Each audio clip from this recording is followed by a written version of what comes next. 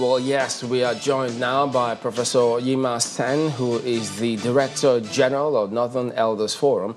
He also lectures at Bayes University here in Abuja. Good morning, sir. Thank you for coming on this morning. Morning, Chamberlain. Well, let's start off with getting your perspective as well on the President's speech at the UN General Assembly. How did it resonate with you? Well, this General Assembly of this year is very important for Nigeria, if I may start from there. You know that we are presiding. We have a president of the General Assembly, a Nigerian. And of course, we have the Deputy Secretary General of the UN, who's also a Nigerian. And the General Assembly is a very important gathering of the world, so to say. And if you come to a meeting of that nature, you are looking at the theme of that meeting and also some of the critical global issues from your own national perspective. So the president of Nigeria goes there, he addresses global issues from a Nigerian perspective. Look at xenophobia, one of the issues which is affecting Nigeria, although maybe that would have been better addressed to the AU. But I hear that in some European country, they're actually paying Nigerians money to leave the country. I don't know whether that is true. You investigate that as a journalist. So, well, xenophobia is happening in Africa, so it becomes an international issue. There's a recurrence of xenophobia and you are being targeted, then you need to take a look at yourself. What is happening to you? Are you creating the conditions for that xenophobia, or is it a new global problem, so to say? So that, I think somebody felt that should be mentioned. And the question of poverty is also global, but we have been told that we are now the poverty capital of the world. So if you go to the General Assembly and you are the poverty capital of the world, you begin to interrogate the question of poverty. And so the theme of the current General Assembly is galvanizing multilateral efforts for poverty, eradication, quality education, climate action, and inclusion. These are global issues that are topical and are current and affect us. Because, let me take climate change, for example. There are several hypotheses about this herdsmen and farmers problematic. And some people, one of the hypotheses is that it's an ecological problem, it has to do with climate change and all of that. That the grazing possibilities for livestock in the Sahel area are diminishing. And so the herdsmen and the cattle are moving down south and thereby creating a lot of problems. So that is, is related to climate change. So these things are interrelated.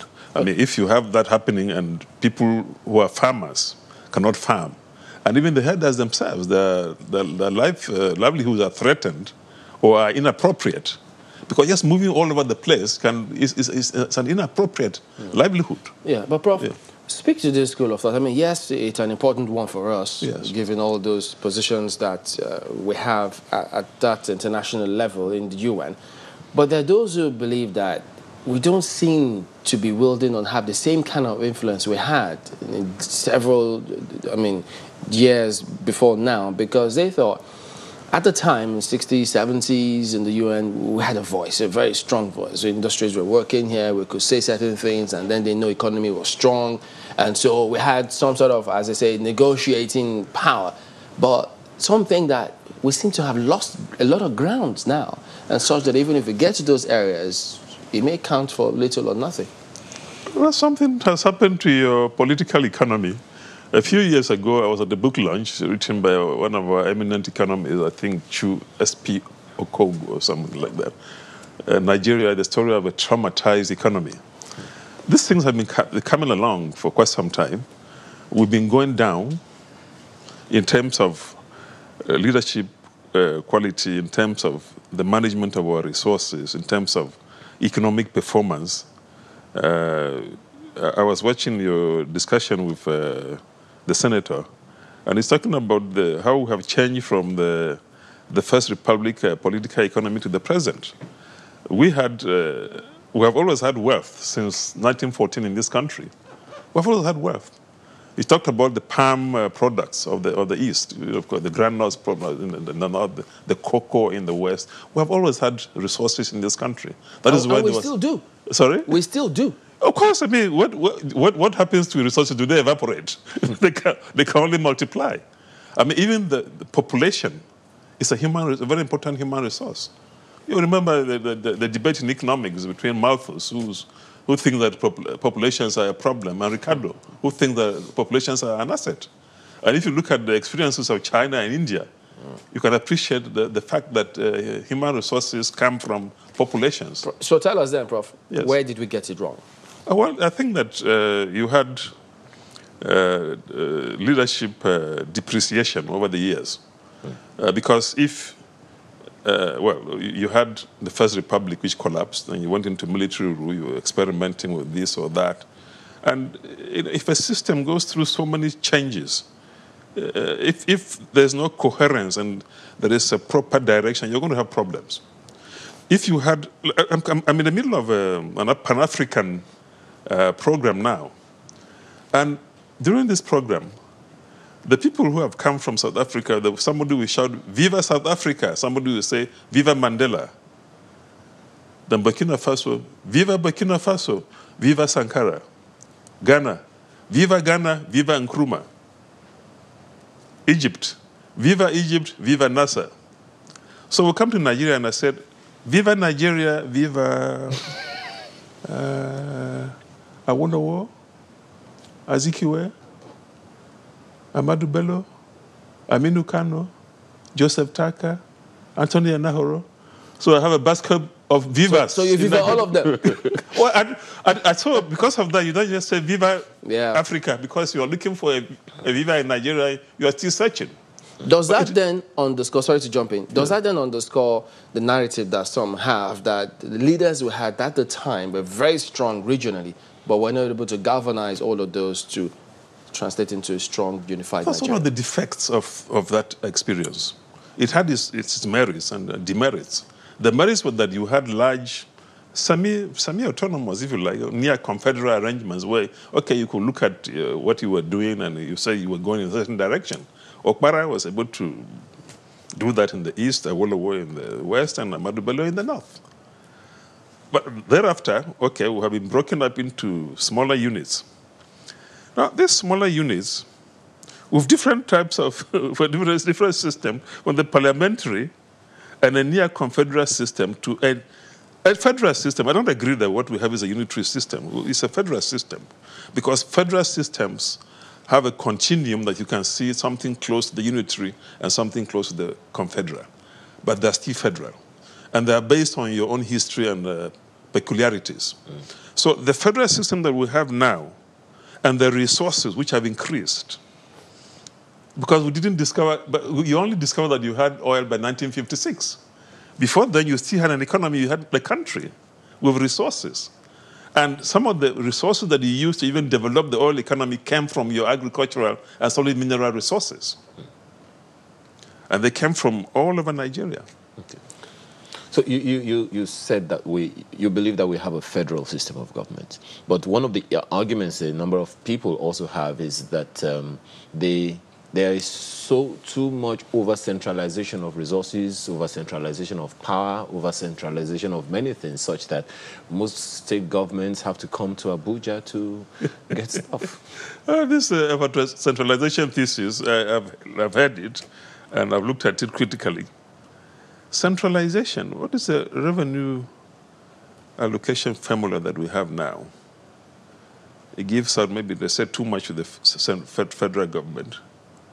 But look at the states now. Look at the performance of some of the states. And the states differ. You cannot compare, let's say, Bayelsa State with Lagos or Kano in terms of maybe population. You were talking about Niger State, land mass and all of that. There is, the comparative advantage I was talking about is a reality. I come from Benue State. I cannot say that Benue State is a poor state. Would you know that in a state like Edo State, which is not really considered a rich state in Nigeria, they're probably making about 4 billion naira a month from internally generated revenue? Did you know that?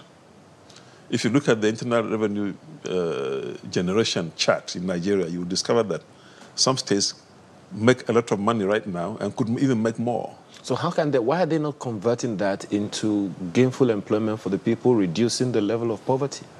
You heard of something called prebendal politics.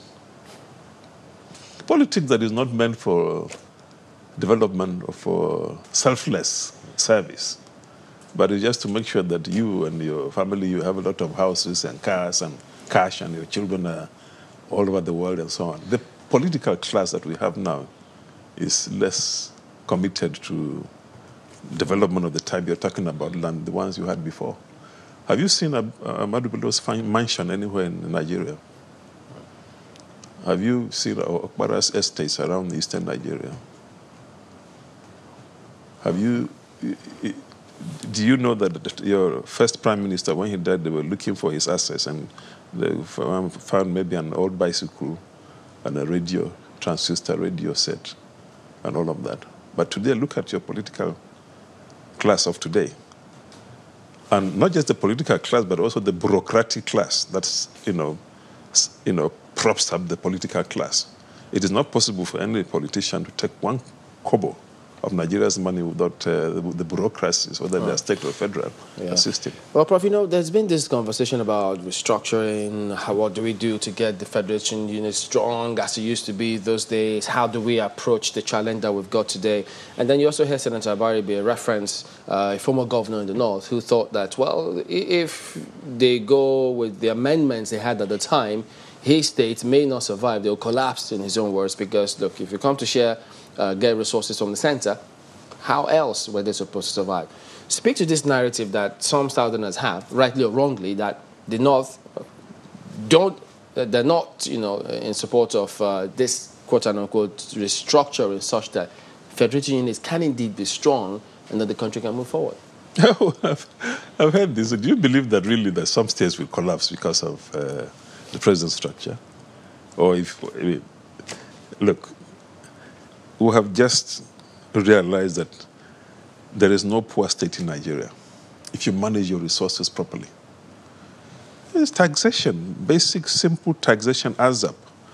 I was recently in Benin Republic, where I'm actually a visiting professor in a university there, and somebody told me that I have not been to Cotonou for a very long time. But when I went recently, I saw an element of prosperity. So I asked somebody, look, how do they actually raise the money to do this? They told me that their own VAT is about 18%. 18%? I said, are you serious? 18%? I said, yes. But then I said, well, okay. So isn't there a concern about that with the people? They said, well, maybe they can see that the money is being applied properly. So there isn't much of a concern about that. There is no poor state in Nigeria. You have land, you can produce, what was being produced in the North in those days? I mean, if you're talking about maybe a desert type environment, granules, and many other crops that can grow in that kind of environment. And you can also do irrigation. You heard about some big dams that were built by certain people. So, I mean, look, if you compare this with some countries around the world, look at Israel. Yeah. How have they been able to become prosperous? How have the Cubans been able to survive a blockade from the Americans? And with the collapse of the Soviet Union, how have they been able to survive? Wherever you have a will to develop, there is a way, and there are resources. Yes, but we still need you to give us your impression about that impression. About the restructuring? Yeah, but when some people say that the North doesn't want this to happen? Well, let me tell you, I've gone through this before. I think with a sister station, well, a station, another television station. From 1914, all we have been doing in Nigeria is restructuring. That's what we've been doing. Several constitutions, states created, revenue formula changing from time to time. And it's interesting to know that the people who have actually helped to restructure this country the most have been the northern leaders. Look at the history. Who was the first, after the first region was created, the Midwest? And even then, who was the leader at that time? Tafawa Balewa was the prime minister when the first regime was created. The second set of states creation came from Yakubu Gowon at the beginning of the Civil War. Yakubu Gowon is from the western region of Nigeria. And then thereafter you had Babangida, Abacha. I think Abacha was an Igbo man, I think. So, but the perspective that the senator gave us, the reason why that bill or that clause on restructuring failed was because, as he said, some National Assembly members from the North felt that if they go on with those amendments as proposed, they will not have anything to go by. So that impression exists. The impression is a wrong impression, because the reality is that the restructuring debate has become interwoven with secessionist threats. So it's been muddled up. So people become very suspicious. Is this restructuring thing, is it genuine or is it mischievous? What are the objectives of the people? And in politics, if you don't come clean, people can become very suspicious. Yeah, but Professor, yes, if politicians actually want to achieve things in this country, yes, they can take these issues headlong. They can come together and properly define whatever restructuring means or should be to the benefit of Nigeria. I'm glad you started your comment with if. That is a big question. We've seen them do things if they want to. If. But the if is this, that are they really committed to development as we think they are, or some of them have hidden agenda? I mean, look, I'm talking about that first set of political leaders. Mm-hmm. You could see the empirical evidence of their commitment to development. Development is not something it's not an abstraction. It is something that is concrete. There is a materiality to development.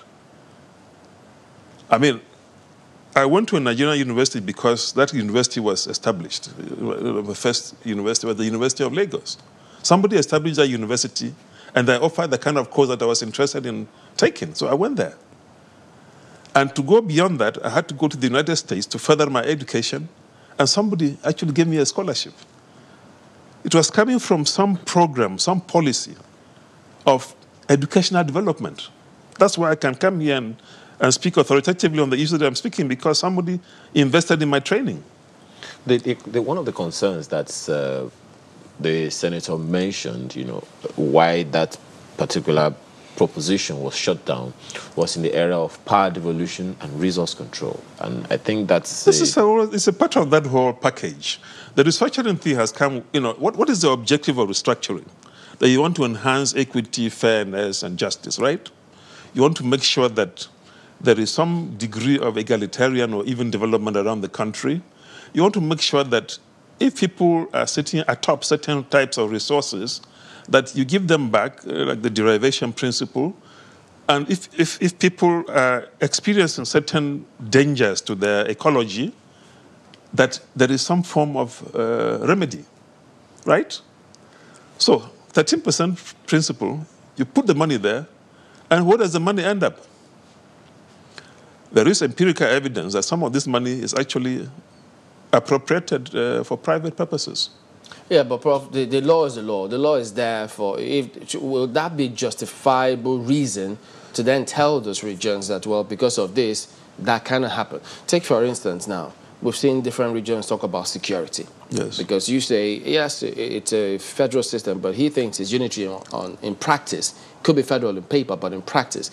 Regions have now come up with, they're talking about regional security. Yes. The Southwest had their meetings about regional security. The Southeast, they've had their, I think, South as well. So yes. The North also having their meetings. If it were working as it should be, will we be having those meetings? So the examples you're giving me now suggest that if there is ingenuity and commitment in governance, there's a lot of creativity that is available.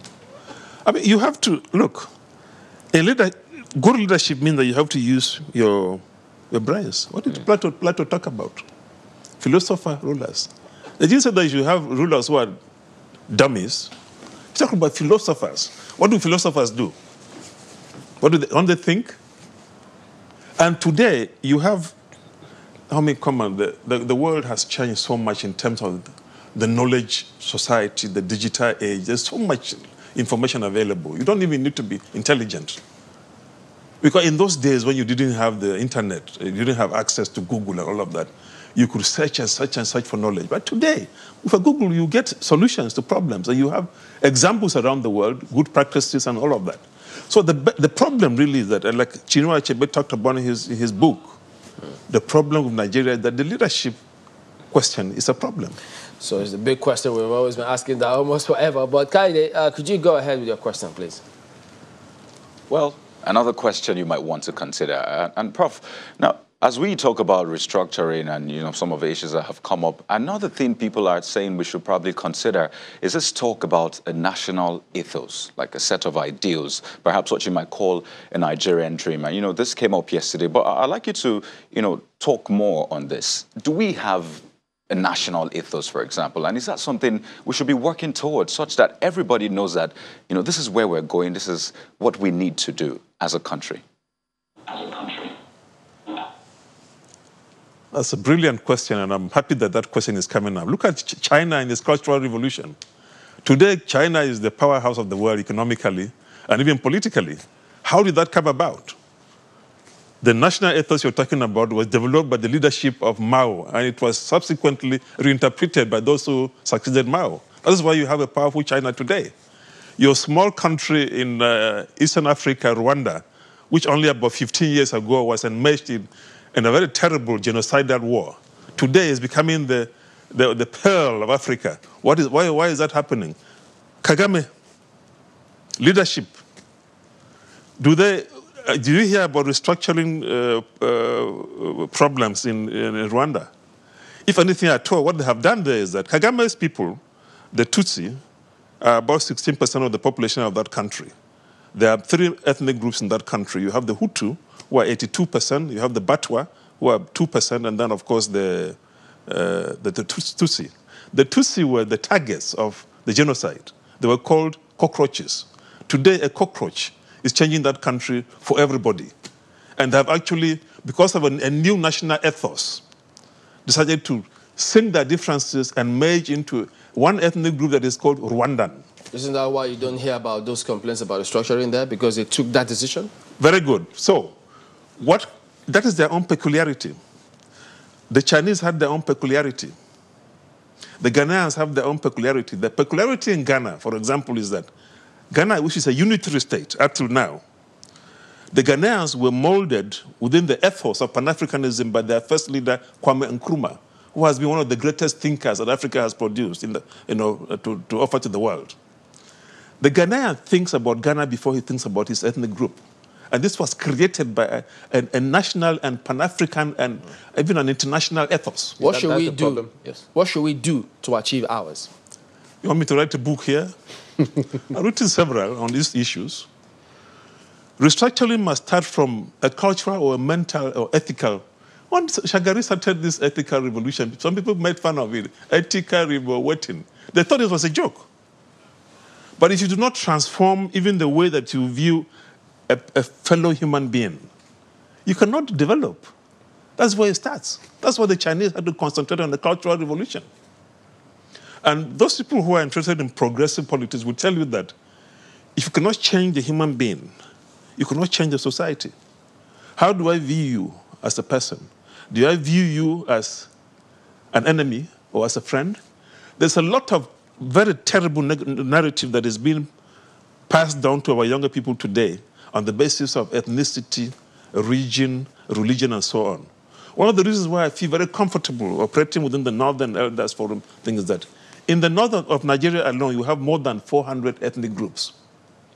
I'm a Tiv Christian from Benue, but in the milieu within which I operate right now, there are more than 400 ethnic groups and at least 3 religious affiliations, Islamic, Christian, and animist.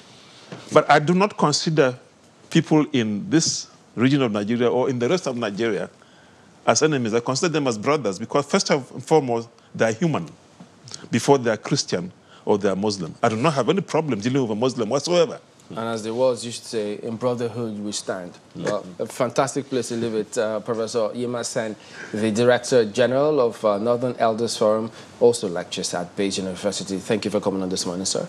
Thank you very much.